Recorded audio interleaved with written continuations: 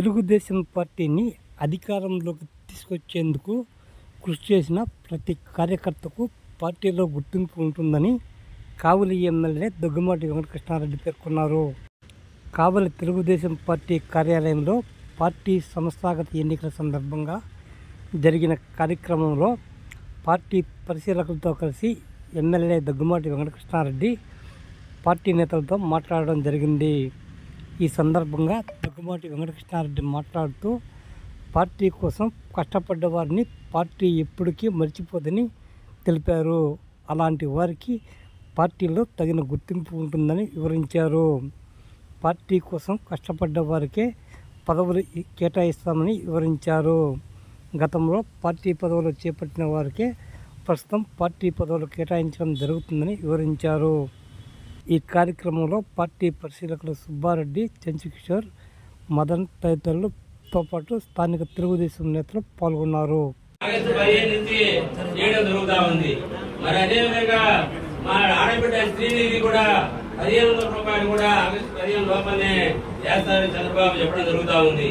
ఇవన్నీ నుంచి మన డోర్ టు డోర్ తిరిగి మనం చేసిన కార్యక్రమాలన్నీ కూడా మన అభివృద్ధి అత్సమ సంక్షేమమే కాకుండా మీకు సముచితమైన స్థానం గతంలో ఉండి రాకపోయినా ఈ రోజు మీరు రాజకీయంగా చైతన్యంగా పనిచేస్తూ మిమ్మల్ని వెనకేసినా కూడా కావ్య కృష్ణారెడ్డి అనేవాడు కావ్య కార్యకర్తలను అండగా ఉంటాడనే విషయాన్ని మటుకు గ్రహించి మీరు అర్థం చేసుకొని ఏదైనా సమస్య మీ దృష్టికి వస్తే తప్పకుండా నలుగురికి చెప్పుకున్నది వాళ్ళు రాదు. మీ బాధ తీరాలంటే మళ్ళా నేను పదవులకి తీసుకురావాల్సిన బాధ్యత నాది. మీకు సేవకుడిగా తప్పకుండా మిమ్మల్ని పదవులో తీసుకొచ్చే బాధ్యత నాది. కాబట్టి ఆ బాధ్యత మీ సమస్యను నా సమస్యగానే చెప్పి నాతోనే పరిష్కరించుకోండి అని చెప్పి దీని అందరితో పంచుకోవద్దని దయించి కార్యకర్తలందరూ కూడా, ఎందుకంటే క్రమశిక్షణ చాలా అవసరం.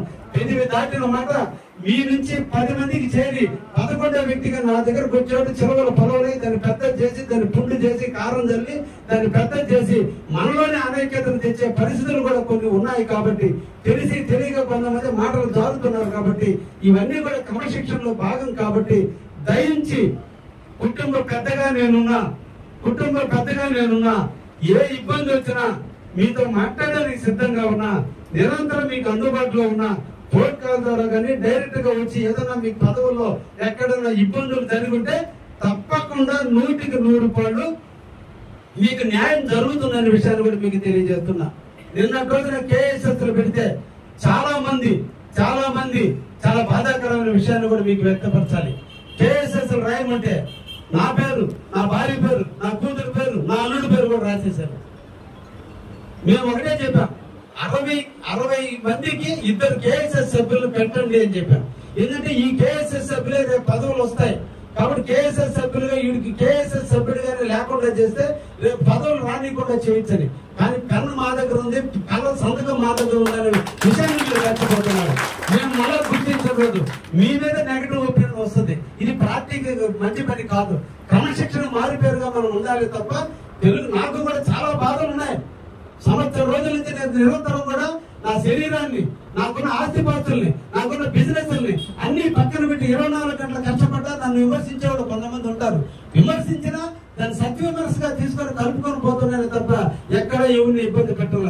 కాబట్టి భవిష్యత్తు తెలుగుదేశం పార్టీ చంద్రబాబు నాయుడు ముఖ్యమంత్రిగా, లోకేష్ బాబు అక్కడ ఉన్నంత కాలమే మనం ఇక్కడ హీరోలుగా ఉండగలిగేది. వాళ్ళు హీరోలుగా ఉంచడం కోసం మనం ఎప్పుడు కూడా త్యాగాలు చేయడానికి సిద్ధపడాలి. త్యాగం లేదు ఏది పదవులు రాదు. ఈ రోజు నేను కాలాన్ని త్యాగం చేశా, ధనాన్ని త్యాగం చేశా, నా శరీరాన్ని త్యాగం చేస్తేనే నేను నాయకుడికి నిలవగలిగేది. అందరిలాగా నేను కూడా ఏదో నెలకొకసారి వచ్చిపోతే ప్రజలకు పనులు కావు. కాబట్టి ప్రతి ఒక్కరు త్యాగ పురుషులమే. మీరు మీ వంతు మీరు త్యాగం చేస్తున్నారు, మా వంతు మాకు త్యాగం చేస్తున్నారు. 75 సంవత్సరాల యువకుడు నిరంతరం 18 గంటలు త్యాగం చేసి రాష్ట్రం కోసం ఆయన త్యాగం చేస్తున్నాడు. లోకేష్ 63 సంవత్సరాల్లో యువరాజుగా ఎలుగుండాల్సిన వ్యక్తి ఈ రోజు గడ్డం చేసుకోవడానికి టైం లేకుండా ఈ రాష్ట్రం కోసం, కార్యకర్తల కోసం, కార్యకర్తల అభ్యున్నతి కోసం ఆయన కూడా కష్టపడుతున్నారు. అందరం కష్టపడితే ఈ తెలుగుదేశం పార్టీ నిల్చుందనే విషయాన్ని ఏ ఒక్కరు ప్రజావులు తెలుగుదేశం పార్టీ లేదు. ఎవరో అరిచేతులు అడ్డుపెట్టి సూర్యకాంతి ఆపలేరు అన్నట్టు ఎవరో ఏదో చేస్తే తెలుగుదేశం పార్టీ నాశనం కాదు. తెలుగుదేశం పార్టీ ఈ కార్యకర్తలు ఉన్నంత కాలం తెలుగుదేశం పార్టీ ఏ ఒక్కరి చేతుల్లో కూడా లేదు. కాబట్టి మనందరం కూడా త్యాగం చేస్తుంటే ఆ చుట్టూ చాటున తండ్రి చాటును మనం బిడ్డ ఎదిగాం. తల్లి తండ్రి చాటును మనం ఎలా ఎదిగి ఈ రోజు బతికి పెరిగి పెద్ద ఈ రోజు కీర్తిమంతం అవుతున్నామో ఆ తల్లి తండ్రి పార్టీ తెలుగుదేశం పార్టీ. ఆ తెలుగుదేశం పార్టీ నీడలు కూడా మనకి ఎదగాలంటే తల్లి తండ్రి ఎట్లా క్రమశిక్షణ నేర్పాడో తెలుగుదేశంలో పార్టీలో కూడా అదే విధమైన క్రమశిక్షణతో మనం ముందుకు పోయినాడే మన జీవితానికి ఒక అర్థం ఉంటుందనే విషయాన్ని కూడా తెలియజేస్తూ కార్యకర్తలందరూ కూడా సహృదయంగా అర్థం చేసుకుంటారని ఒక్కటే నేను ఈ రోజు మార్చదలుచుకుంటే ఎవరైనా మార్చగలను.